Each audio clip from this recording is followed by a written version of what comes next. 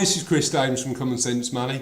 What I'd like to talk to you about today is one of the key reasons we find people don't save longer term. So when we speak to people, one of the key reasons that we find that they don't save for the longer term is they just find that they haven't got the money spare at the end of the month to save. Especially in today's economic climate, it's as tough as ever to find that money to save. But there's only two ways you can do that. Number one is earn more, and number two is spend less. Now you may be saying to yourself, well look, that's easier said than done. You know, I've got bills, I've got expenses, I've got things going out, and what do I do to make sure that I've got that little bit of spare money at the end of the month to make sure that I can save for the longer term?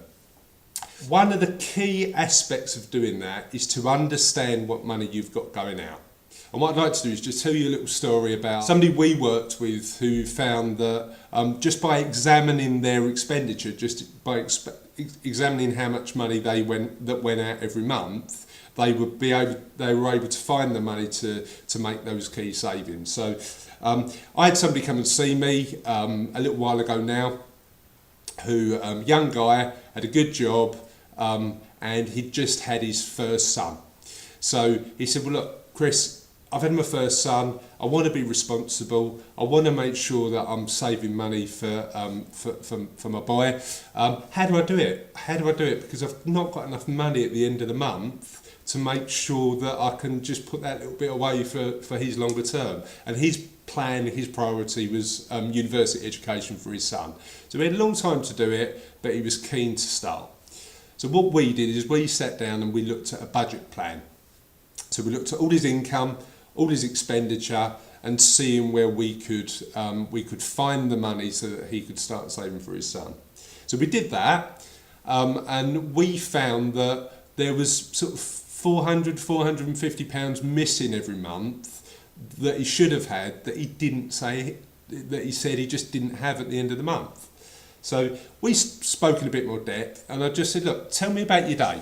Tell me about, you come to work in the morning, what do you do?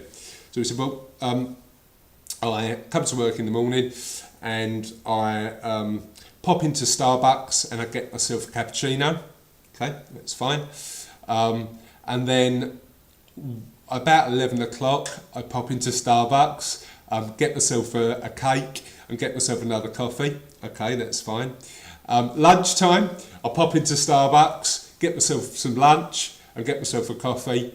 Okay, that's fine. And then I just work all afternoon and I go home.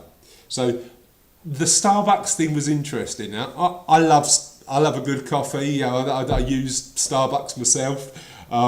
But he was spending a hell of a lot of money in Starbucks when he could have just made a coffee in his office. He could have bought his own lunch.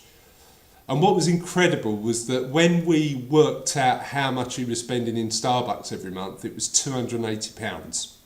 So I suggested to him that actually, instead of giving that £280 to Starbucks every month, he could actually use that money to start saving for his son.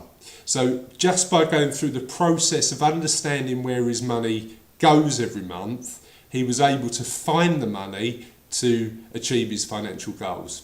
So have you done that recently? Have you looked at your income and expenditure, seeing what you can cut down, seeing if you can earn more money? Be interested to know your thoughts. Thanks for watching Common Sense Money. I've been Chris Dames and I'll see you next time.